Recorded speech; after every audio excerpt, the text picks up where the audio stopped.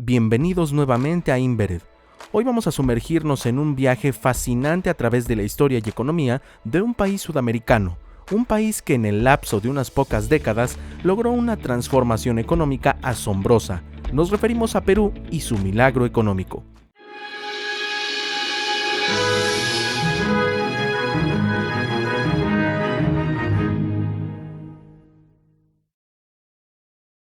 Perú, situada en América del Sur, considerada la tercera más grande de esta región, con una población de 33 millones.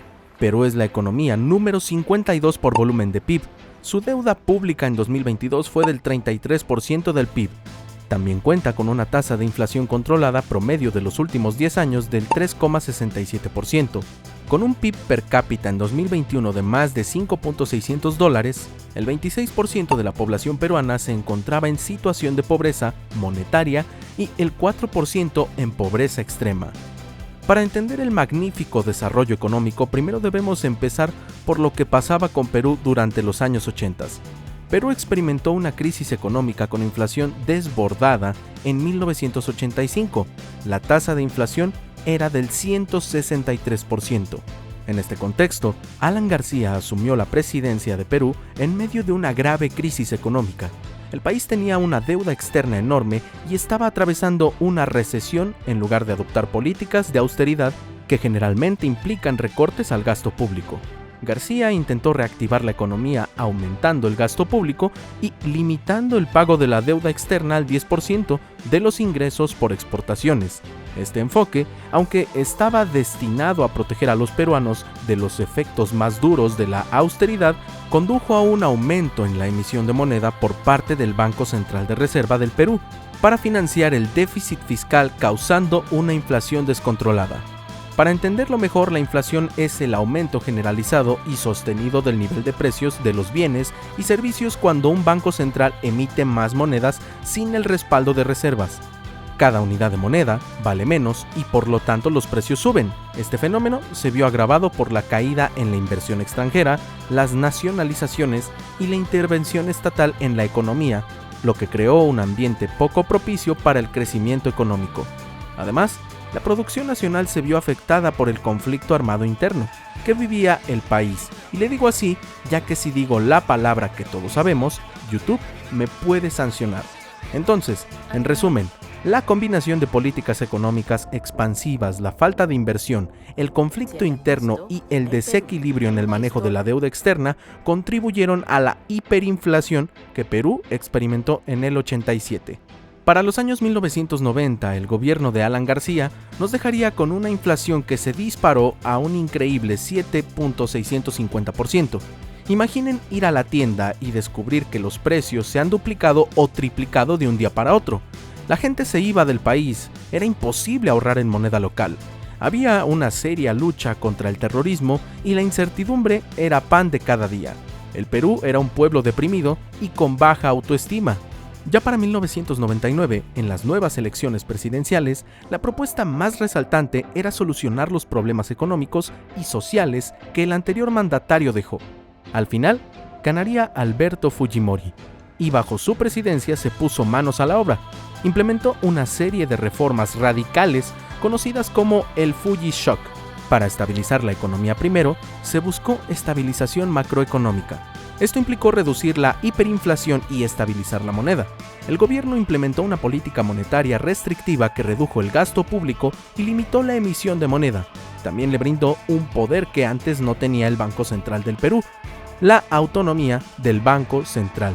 Le dio las herramientas necesarias para manejar el mercado monetario, cubriendo las necesidades del país. La reforma estructural del mercado fue otra de las medidas del gobierno de Fujimori. Estas reformas incluyeron la liberalización del comercio, la privatización de muchas empresas estatales y la desregulación de los mercados.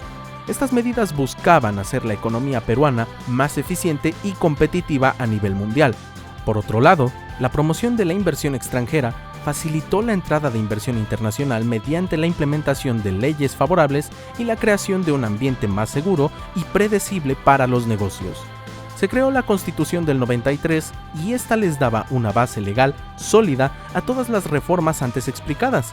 Alentaba tanto la inversión extranjera como nacional. respetaba los contratos privados y públicos, ya no habría expropiaciones de tierras agrícolas y daba autonomía al Banco Central del Perú. A pesar de esto, es importante resaltar que estas reformas no estuvieron exentas de críticas. Muchos peruanos sufrieron las consecuencias inmediatas de la autoridad y las medidas de liberalización, y hubo controversia en torno a las medidas de privatización y a la gestión de Fujimori. Sin embargo, en términos económicos, estas reformas lograron estabilizar la economía peruana y sentaron las bases para el crecimiento económico que vendría en las décadas siguientes. Con las reformas económicas implementadas por el gobierno de Fujimori, la economía peruana comenzó a estabilizarse y a crecer de manera más sostenida entre 1990 y los años 2000. El PBI del Perú creció a una tasa promedio de alrededor del 4% al año, lo cual es significativo dado que la década comenzó con una recesión severa después de los años 2000.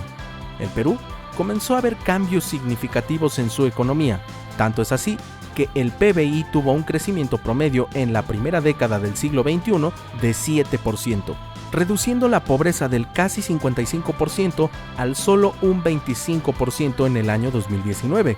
El sol, la divisa peruana, se convirtió en una de las más estables y fuertes de Latinoamérica gracias al buen manejo del Banco Central de Reservas. Su nivel de producción agrícola y minera son las actividades económicas que dejan más divisas, siendo uno de los principales productores de zinc, cobre y plata del mundo. El problema del Perú.